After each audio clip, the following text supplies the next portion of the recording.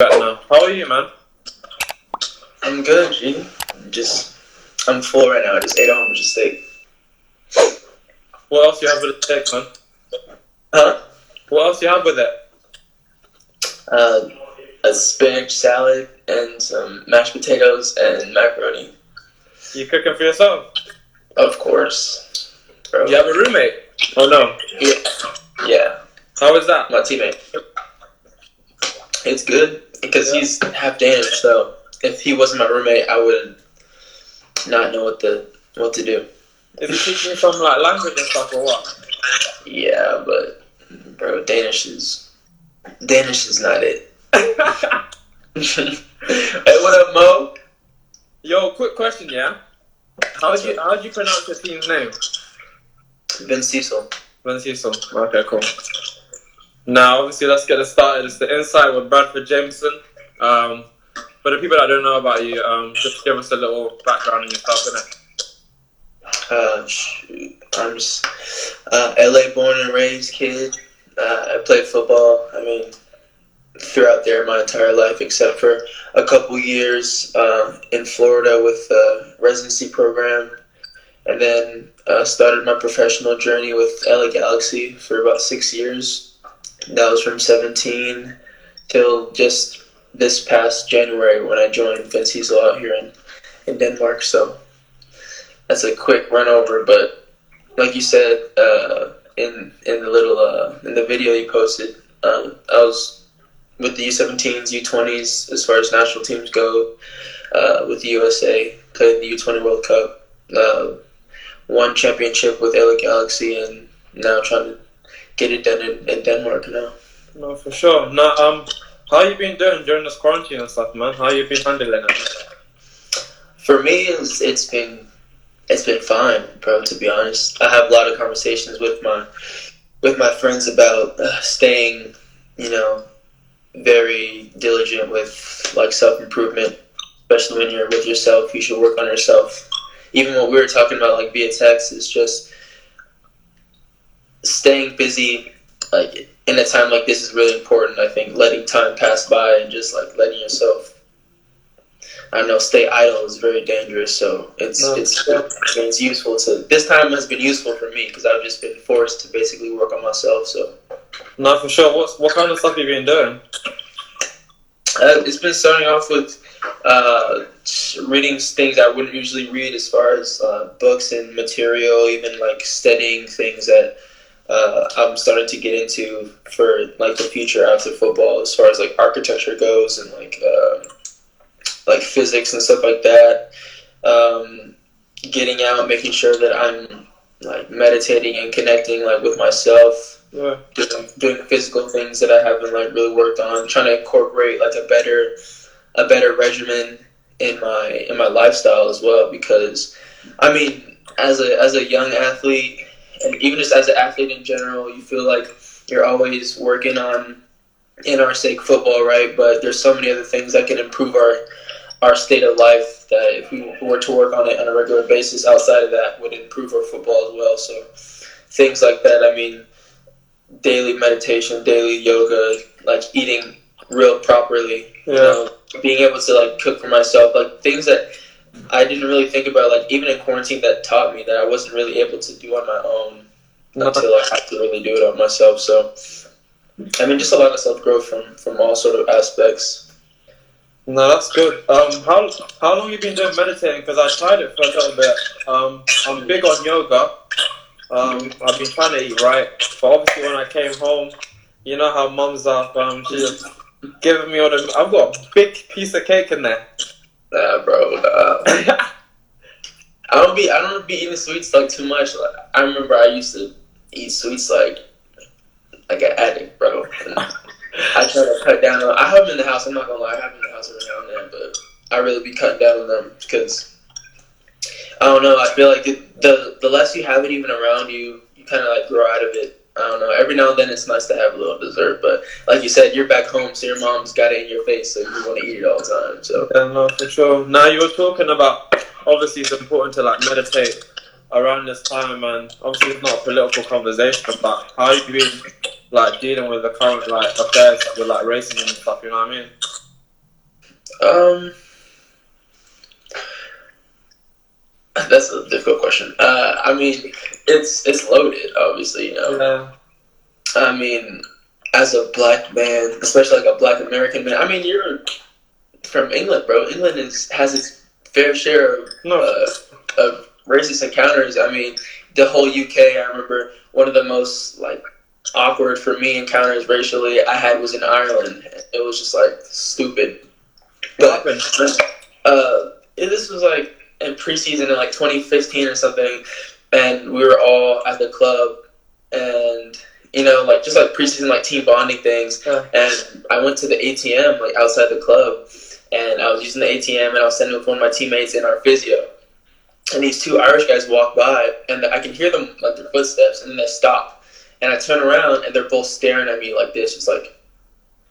And then one of my teammates says, "Can I help you?" And the guy just goes, "Oh, I'm sorry. I just didn't know that we had your kind around here, that we let your kind around here."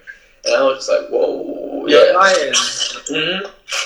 And I was lit, so the first thing I wanted to do was swing on him, and I got held back. But nah, it's mad, bro. Because like I was like 18 too, so I was like just ready to swing, basically. Yeah. But in LA, it's kind of different, I think, for everybody as far as the experience goes racially. Yeah. Growing up for myself, I grew up around a lot of Latinos. Yeah. So it was kind of minority, but there's still sort of a discrimination factor that even goes to there.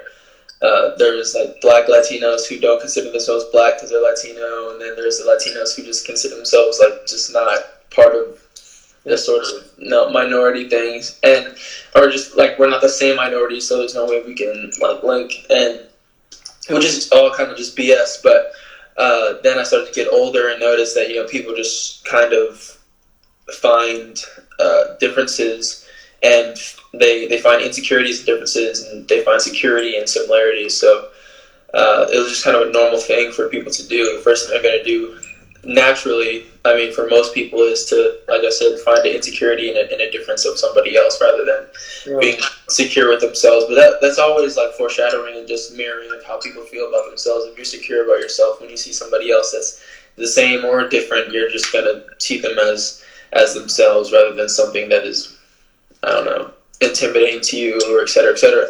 No, yeah. But getting older was always a little more, I guess, dangerous, to be honest. Every time, I mean, especially like as of late, in the past like 5 years, I'm being pulled over more times than I can count for just like no reason. And I'm not gonna lie, every time I've been pulled over back home, I was sweating bullets. I don't think I've ever been like calm getting pulled over.